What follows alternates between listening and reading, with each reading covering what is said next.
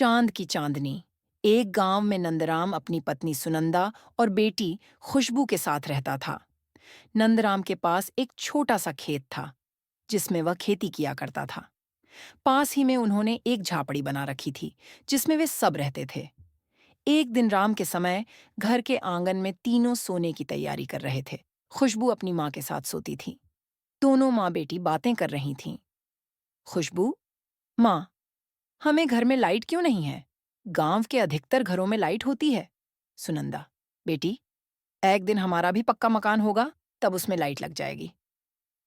अभी देखो, लाइट न होने के फायदे, एक तो हम दिन में सारा काम निपटा लेते हैं, जैसे दिन में ही खाना बनाकर खा लेते हैं। इससे सेहत सही रहती है। दूसरा, हम जल्दी सो जाते हैं, इससे सुबह जल्दी उठ जाते हैं।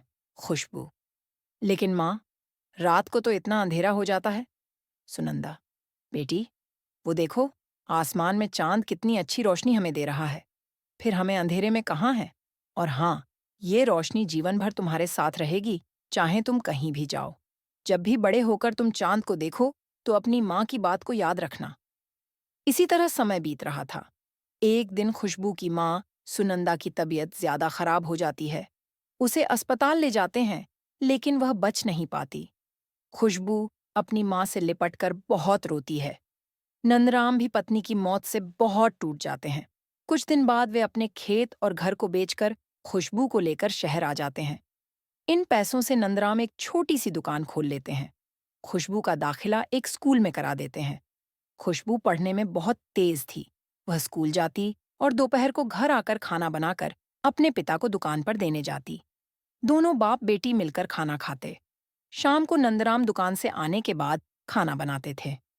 अब वे अपने छोटे से किराए के मकान में रहते थे। रात को सोते समय खुशबू को माँ की बहुत याद आती। वह दौड़कर चांद को देखने छत पर पहुंच जाती थी। इसी तरह समय बीत जाता है। खुशबू पढ़ लिख कर डॉक्टर बन जाती है। उसे एक सरकारी अस्पताल में नौकरी मिल जाती है। एक दिन जब नंदराम दुकान से घर आते हैं, खुशबू, पिताजी, आपको एक खुशखबरी सुनानी है। मेरा तबादला हमारे गांव में हो गया है। अब हम अपने गांव चलते हैं। नंदराम, लेकिन बेटी, वहां अब क्या रखा है? वैसे भी मेरा मन वहां जाने का बिल्कुल नहीं है। तेरी माँ के मरने के बाद मेरा वहां मन नहीं लगा, इसलिए मैं यहाँ चला आया। खुशबू, पिताजी, मुझे माँ की बहुत याद आती है। चलो ना, वहां जाकर अपना घर देखते हैं। क्या पता वह हमें वापस मिल जाए। मैं उसे खरीद लूंगी। माँ की यादें जुड़ी हैं उस घर से। नंदराम, लेकिन बेटी, यहाँ दुकान का क्या होगा? खुशबू, पिताजी, अब आप आराम कीजिए। बहुत मेहनत कर चुके आप इस दुकान को बेचकर गांव में एक खेत खरीद लेंगे और मजदूरों से उस पर काम करवाएंगे। कुछ दिन बाद दोनों बाप बेटी गांव पहुंच जाते हैं।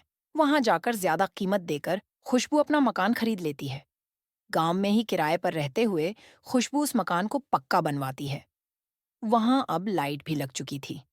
इधर नंदराम गांव में खेत खरीदकर खेती बाड़ी करवाने लगता है।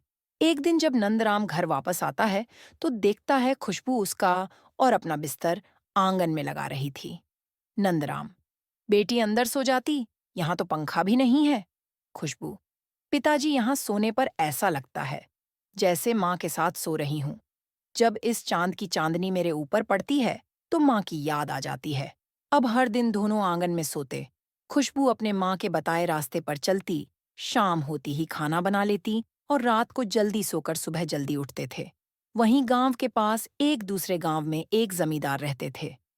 वे एक दिन नंदाराम से मिलने आते हैं और अपने बेटे के लिए खुशबू का हाथ मांगते हैं। नंदराम खुशबू से बात करते हैं। देखभाल करके खुशबू शादी के लिए तैयार हो जाती है। जब खुशबू घर से विदा हो रही थी तो वह अपने पिता से कहती है, खुशबू, पिताजी, मेरा बिस्तर संभाल कर रखना। मैं जब भी आपसे मिलने आऊंगी, यहीं आंगन में चांद की रोशनी नीचे सोया करूंगी। ये सुनकर नंदराम की आंखों से आंसू बहने लगते हैं। नंदराम, हाँ बेटी, मुझे भी एहसास है कि तेरी माँ तेरा इंतजार करती रहेगी।